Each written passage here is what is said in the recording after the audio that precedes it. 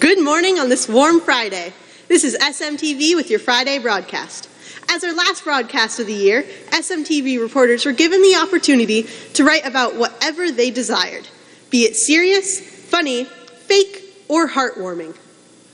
Each SMTV crew member will have the chance to share their story with you. We hope you enjoy. First up is Eli Newman with a report on Senior Indoor Day. Eli? Thanks, Anna. You're welcome. Last Friday, seniors around South Meg jumped for joy for the annual Senior Indoor Day. Our very own soon-to-be college students were treated with amazingly fun activities, like being lectured about how life isn't fair and participating in vague coloring games. This South Meg tradition is unique to our school, as neighboring schools choose rather to participate in the inferior Senior Field Day, which forces unwilling seniors to hit each other with small inflatable logs until they can't feel their legs anymore and eat disgusting, unhealthy pizza. The tradition began 2 years ago when the senior class voted to create Senior Indoor Day after one of their fellow classmates had a horrifying psychological injury after being pelted by a water-filled balloon. Now, Senior Indoor Day is one of the most popular and awaited events of the year. No more worrying about troublemaking seniors spontaneously starting water balloon fights and ruining events, because we can have double the fun inside as well. Seniors around South Meg commented on the success of the activities, saying it was absolutely ridiculous how fun it was, that not doing the activities would have been the most boring fourth block known to man, and that they are upset and tired of how amazing the school treats their seniors. After many successful senior privileges were already given out this year, like the senior patio, senior tree, and of course, an amazing reverse homecoming, this event was quite the conclusion to what seems like a beautiful senior year for our graduating class. One can only imagine the exciting activities future seniors have in store for next year. Next, we're going to toss it over to Hadley Shields with some horrifying news about a worldwide pandemic. Hadley? Thanks, Eli. There has recently been a new outbreak of the Nipah virus, a bat-borne disease killing many people in India. The virus, NIV, has affected at least 16 people and has killed 13. There is no known cure, and the fatality rate is up to 75%. The virus has raised concern from many health officials due to the possibility of it spreading and becoming a pandemic. According to the WHO, the World Health Organization, the natural reservoirs of the virus are the fruit bats of the Pteropodidae family, which are found in the Eastern Hemisphere. There have been annual outbreaks of Nipah in Bangladesh since 2001 and several outbreaks in the eastern India. The virus spreads to people from infected fruit bats. According to Dr. Stephen Lucy, an epidemiologist and Nipah expert at Stanford University in Palo Alto, California, the virus co-evolved with bats over millions of years, so it doesn't cause the bats any problems. But the issue is that other mammals can be affected, like pigs or dogs or horses. When the virus jumps to another animal species, it can make the animals very sick. Symptoms include a respiratory infection, fever, and mental confusion. Severe cases can even cause seizures and encephalitis. Some don't have symptoms, though, making it hard to diagnose. The virus can lead to inflammation of the brain, encephalitis, which can cause confusion, seizures, coma, or even death. Nipah can also cause a respiratory tract infection that leads to severe or potentially life-threatening pneumonia, and a portion of those who survive have reported long-term cognitive defects, Lucy said. When the virus goes into the body, it spreads through the bloodstream, it causes widespread vasculitis, and we know it likes to settle in the brainstem and in the lungs, Lucy also said. There's a difference with the strains. Some have a tendency to go to the respiratory tract. In this outbreak, we are seeing this in person-to-person transmission, which suggests a respiratory pathway. If this Nipah virus sounds familiar, it's because it served as the inspiration for the virus in the famous movie Contagion. On a more positive note, Lucy stated, it's a reminder to us that there are potentially pandemic viruses out there, and to pay attention to these zoonotonic diseases that can spill over to other species. Now passing it over to Jackson Mead with an interesting pattern he noticed in school-wide phone calls. Jackson? Thanks, Hadley. In your statistics news this week, we at SMTV have detected a 36% increase in nicknames for our school in the last year, primarily due to the increase of crises occurring at our school. Whether it's a lockdown or a gas leak, we've made sure to keep track of every emergency to temporarily put the entire school into silent, lights-off panic mode. And we've noticed a trend.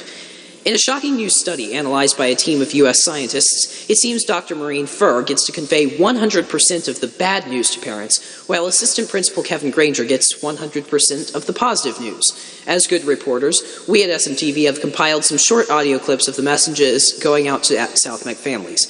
See if you can spot the difference. Good evening, Sabres. This is Assistant Principal Kevin Granger. An important message about Heart of a Champions Day. The 11th annual Heart of a Champion Day is this June 2nd. Good morning, South Meck families. This is Dr. Burke from South Mecklenburg High School. Due to police activity in the local neighborhood, as a precaution, we've been asked to put the campus into lockdown and will await further instructions. Registration is currently open and will be closed on May 27th. Good morning. This is Dr. Burke from South Mecklenburg High School. I have good news. The situation in the local neighborhood has been resolved, and I've been able to call off the lockdown and resume our normal schedule. Good evening, Sabres. This is Assistant Principal Kevin Granger with an important announcement. Yearbooks have arrived. Next families, this is Dr. Maureen Furr with an important message. An event in a building on our campus involving air quality has caused an evacuation of students and staff from that building only. Good evening, Sabres. Emergency personnel are on campus investigating the situation. The time for departure from school will be posted when available. The safety of our staff and students is our highest priority. All students and staff are safe. We will keep you updated as we receive additional information. In order to allow free movement of safety vehicles on campus, however, we have temporarily closed entrances to the parking lots. So if you're involved in carpool, please bear that in mind. I will update you as we draw closer to dismissal. Please sign up and attend the Heart of a Champions Day. Perhaps in future years, Mr. Granger can share the opportunity to deliver good news with Dr. Furr, allowing her the chance to inform parents and students about the positive things happening at South Meck as well. In the meantime, our greatest sympathies to Dr. Furr with this burden. In other news, as a messenger of the Hierophant, the leader of the Gregarian Federational Construct, a proposed club here at South, I herald the message of Greg, the protector and green alien of Earth. This is a message of unity, peace, prosperity, and hope. So what does the GFC have to offer you? Brotherhood. Gregarianism offers wisdom past humankind's current understanding. As a group, the GFC is most similar to the humanist movement of the Enlightenment era. We believe strongly in the individual and the betterment of themselves so that they may reach a higher state of existence. How may this be done, you ask? Through very diverse branches of our construct that each focus on aspects of the ego, superego, and id.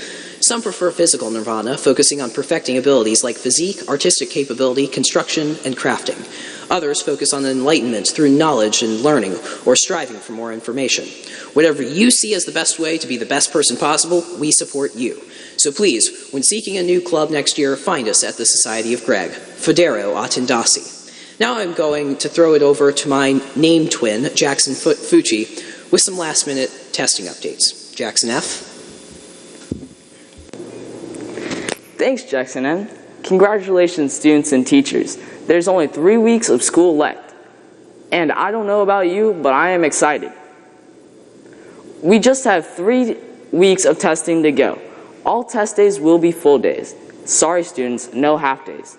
After the great Uno fight of 2015, this is a reminder that no card games should be played after exams are finished. Let's remember, all school days are important.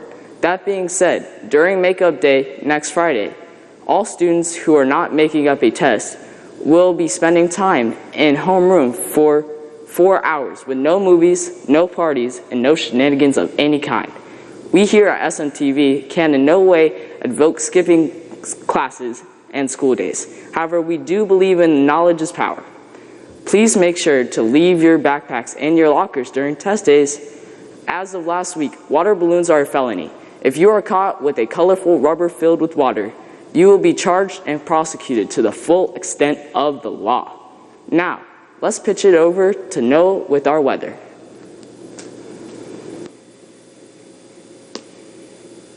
It's hot. Thanks, Noah. As we come to the end of the 2017-2018 school year here at South Meck, I think it's important to look back on what a year it has been. As our Someka yearbook put it, it has been a serendipitous year. We've been through ups and downs in nearly every section of South Mek life. Sports triumphs and tragedies, teachers coming and going, the school growing and leaking gas.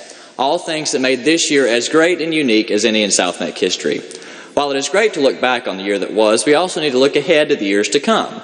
Our seniors going to many schools all over the country, our juniors getting ready to be at the top of the totem pole, our sophomores looking forward to growing up, and our freshmen moving up and out of the new F building.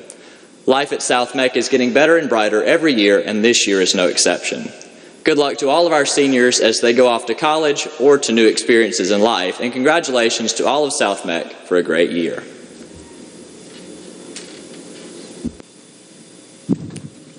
And lastly, as our only actual piece of news, this is just a friendly reminder that our band program is having a huge fundraiser at the Comedy Zone on August 8th, just for y'all.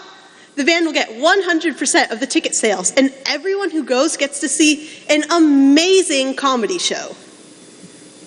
This is huge because the Comedy Zone is usually only open to people over the age of 18. See a band member or visit www.cltcomedydome.com/buy-tickets to get your ticket today. For all of us at SMTV, we wish you a safe and happy summer.